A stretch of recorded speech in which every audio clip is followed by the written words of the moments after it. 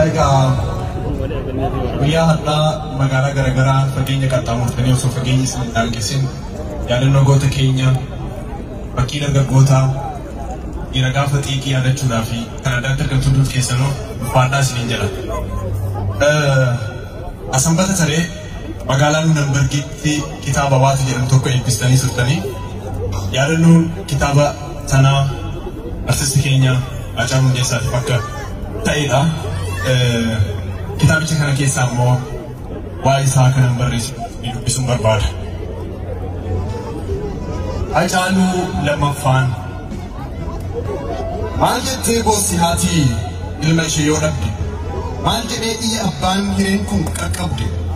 Maal jettee teessi immoo ilmoon abbaan waalte? Utuu biyyaa keessaa yoo dhabdu ilaalte? Maaliin teessi giftiin tokkicha ishee dhabde? Maal jedhee ilaala dhugaan akka karaa dabde?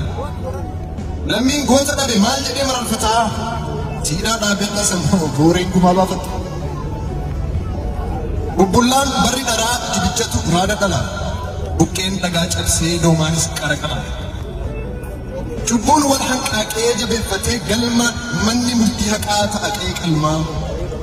Barcumni murtii haqaa daddachee heeraaf seeraa teessoon jaarsa biyyaa gaaddisee araaraa. Dhugaa kan kee dhoksus galmeen dhugaa baatu. Akka kan kee dabsus bokkuun murtii laatu. Biyyatan dubbadda oolmaa keessa baatti. Obbee aarsaa dhiigaatiin ha'a seenaa dubbadda. Kan gaarii hojjete namatti jaallata. Seenaa buraaffatee seenaatu yaadata.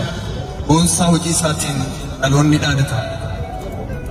Morkee gaafa morkaa hin qusanne lubbuu caba jilbaan dhaate Hacaaluu dhuguun. Dhala ofii caalaa kan dhalootaaf yaadu. Caba ofii dhiisee kan caba sabaa aadu. Dhiira gaafa kolfaa miti gaafa liqii. Dhiira guyyaa golfaati ati gaafa liqii. Sihi goota jechuun kan lubbuu hin mararamne. Alagaaf harka laatee diinaaf hin sarmamne. Deenaa dhiigaan barreessitee lafee keetiin taraartee otoo of hin qusatin qarree du'aa marmaartee daandii booree irratti dhaloota ijaarte. Barsiisaa seenaati wanni isaa qofa miti. Ati gumbii afoolaa falmaa mirga dhala namaati. Kanaaf nyaara guuranii lafaa sitti duudhanii michuu kee fakkaatanii michuu nyaatanii. Hacaaluun jabaa namaa ayyaana qabeessa koo raasaa abbaa waltajjii Hacaaluu ogeessa koo. Ati lubbuun dabartus jirta yoomillee nu bira seenaan kee bara baraan gidduu keenya jira. Hacee goota dhugaatii ati kan hin qabne madaaltuu kanaafan walaleesse waa'ee kee kan hin beekuun akka beeku.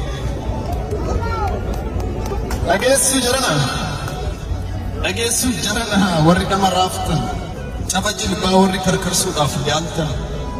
Dura hin oolu namni dirqama uumamaati. Erga hin oolle duutiin immoo akka Hacee Hundeessaatti bo'oo gumaacha qabsoo lammiidhaaf bu'anii seenaa ijaaranii lubbuudhaan du'anii hojjetanii seenaa dhugaaf haara galfii jiraachisanii bu'uudha. Boollaa olitti maqaa ofii dhidheessa waraabanii fura mormor dirqatu. Dhoksuudhaaf yaalanis seenaa ittiin dhokatu. Dhabuudhaaf yaalinaa itti gootanii bifa dalandees hin dhalatu Hacaaluun lammaffaan.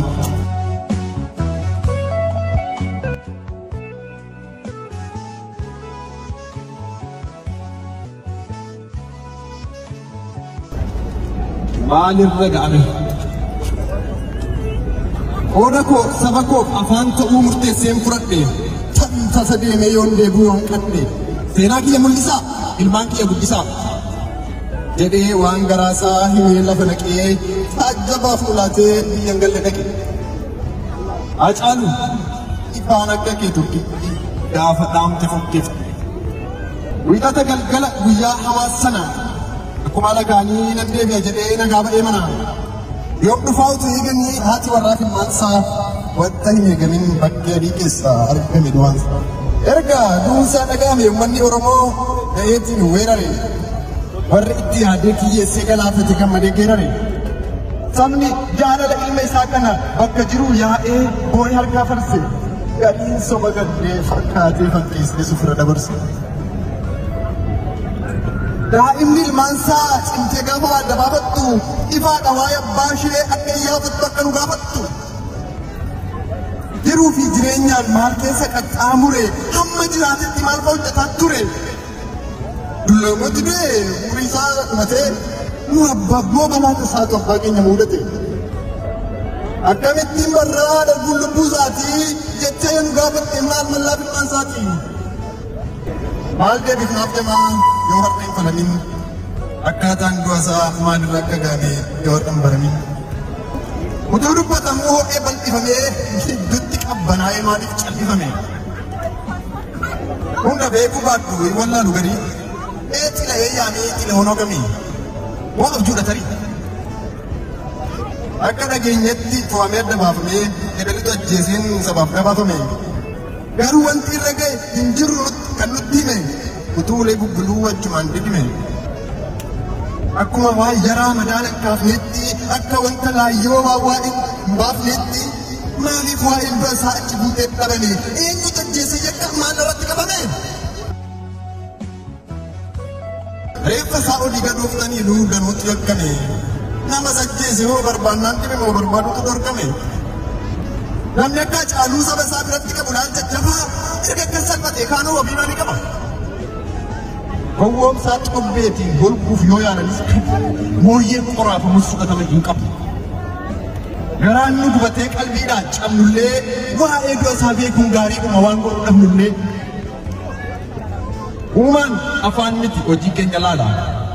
Afaan toluu dansa hojii toluutu immoo caala. Kokkee ishee qabneerraadha dur aduun dhaga'ame. Adaanichi Abebee waa'een du'a caaluu maalirra ga'ame? Galatoomaa. Bishaan baaroo dildilaa gaafa guutuun beekanii lubbuun dhiiraa biliqaayi. Lubbuun dhiiraa biliqaa gaafa duutuun beekanii gaafa duutuun beekanii gaafa duutuun beekanii.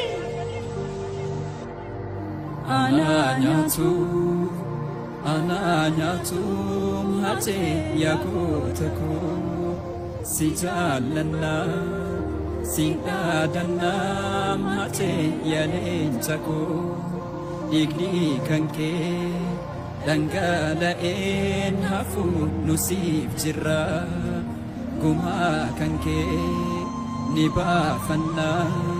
Siya dan nam hati bara bara.